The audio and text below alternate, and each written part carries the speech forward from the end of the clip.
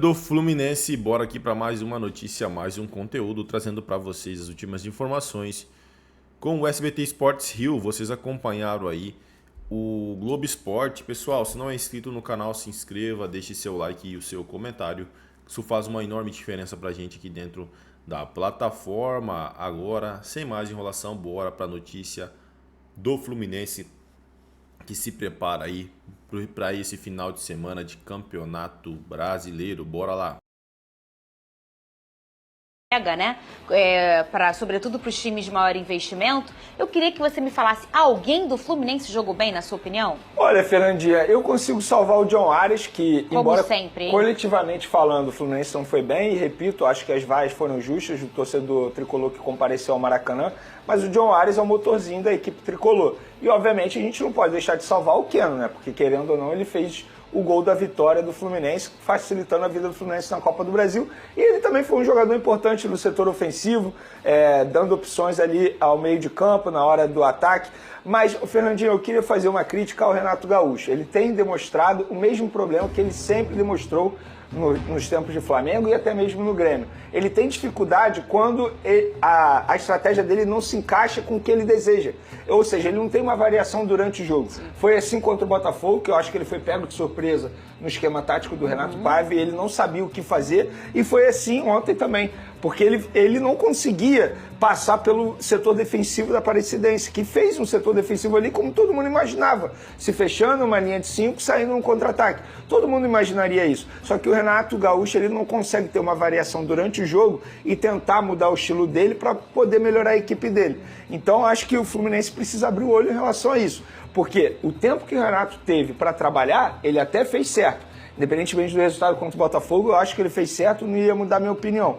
Agora ele não vai ter tempo, né? Até o Super Mundial. Sim. É um jogo atrás do outro. E eu acho que é isso que me preocupa em relação a esse jogo aí de ontem, do Fluminense. E o Cano deixou o campo logo no início da partida, após a disputa com o Lucas Rocha. O atacante saiu com dores no joelho esquerdo.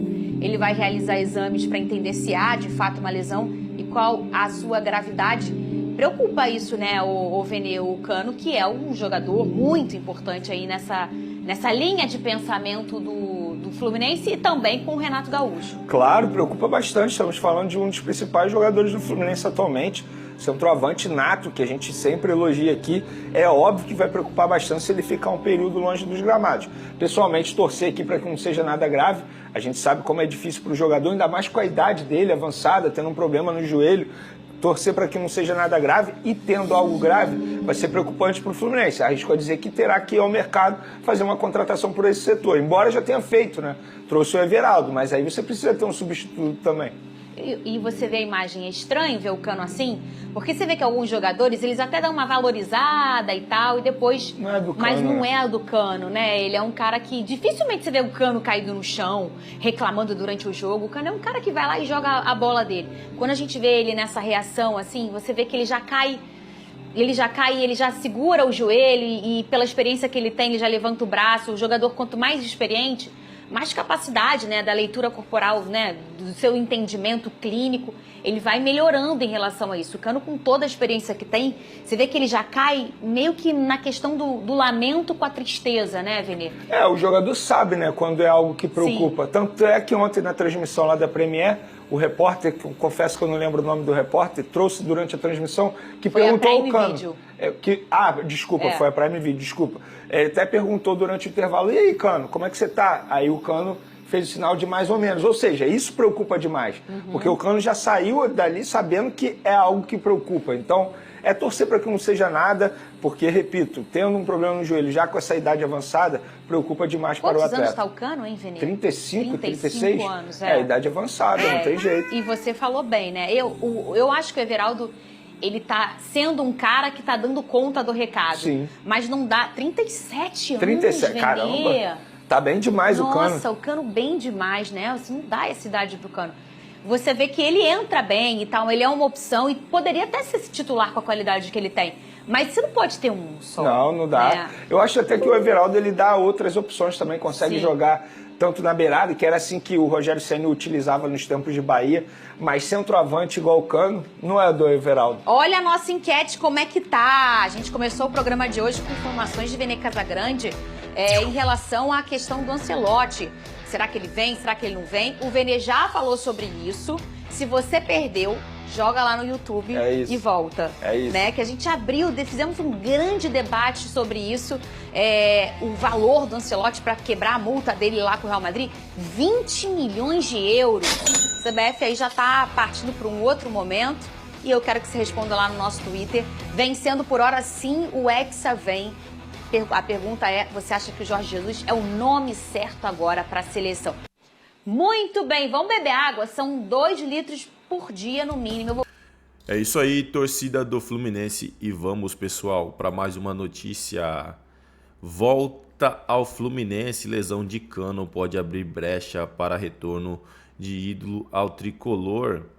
O Fluminense se prepara para passar um bom tempo com o Germancano de fora. O time de Guerreiros perderá o centroavante por um longo tempo após um problema no joelho.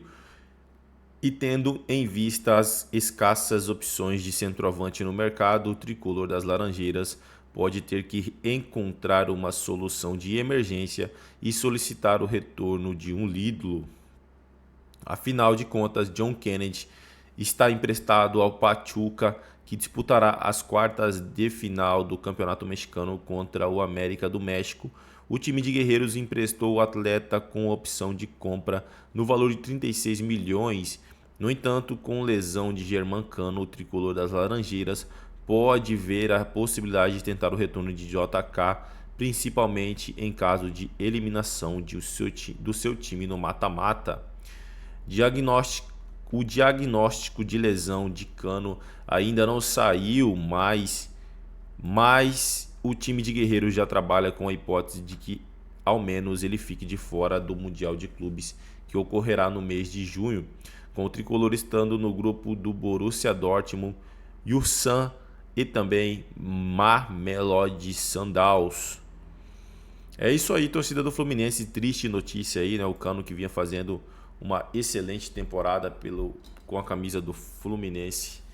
É chato isso, né, cara? O cara tava para entrar ali dos melhores artilheiros de 2025 e acaba tendo uma lesão dessa grave.